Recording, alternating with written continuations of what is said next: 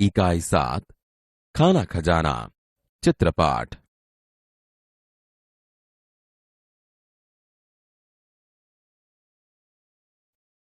चूहा। विद्यार्थी मित्रों, कैसे हैं? मुझे पहचाना? अरे मैं तो चूहा हूं। यार आप तो गजब के लोग हैं। आप मुझसे डरते हो और मैं आपसे। लेकिन आपसे ज्यादा वक्त मैं रसोई घर में रहता हूं। आपको पढ़ना और खेलना पसंद है, मुझे तो खाना ही पसंद है। जानते हो, रसोई घर में रहते हुए मैं वहां की हर एक गतिविधियां जानता हूं। चलो बताता हूं।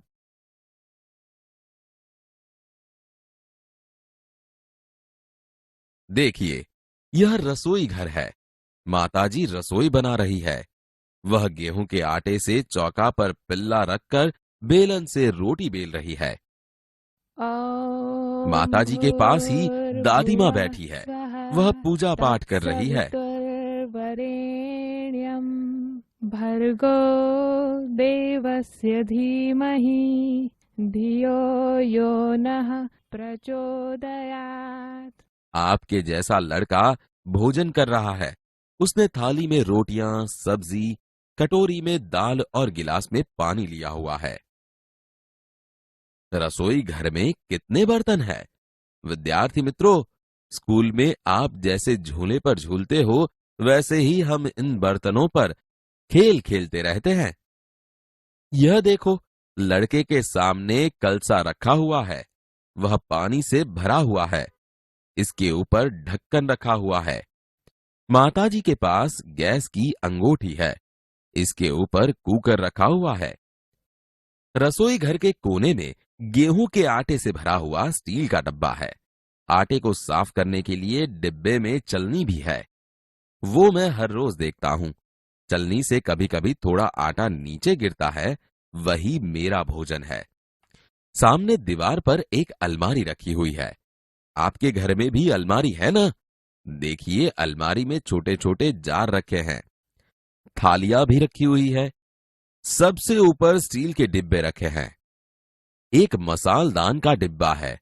एक रोटीदान का डिब्बा है। खिड़की के पास वाली दीवार पर देखिए, वहां 2 स्टैंड लगे हुए हैं। वहां ऊपरी भाग में अचार के जार रखे हुए हैं। नीचे वाले हिस्से में टोकरी में सब्जियां रखी हुई है। कभी कभी हम लोग अकेले होते हैं तो वहां चढ़कर ताजी ताजी सब्जियों का लुत्फ उठाते हैं।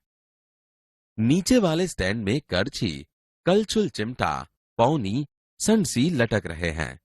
विद्यार्थी मित्रों, रसोई घर तो आपका था, लेकिन मेरी तरह आप सभी बर्तनों को पहचानते थे? मैंने सभी बर्तनों का परिचय करवाया ना? अभी इस रसोई घर में ऐसे बर्तन नहीं हैं जो आपके घर में होंगे। आप उनकी यादी बना के रखिए, कल फिर मिलेंगे। कहानी।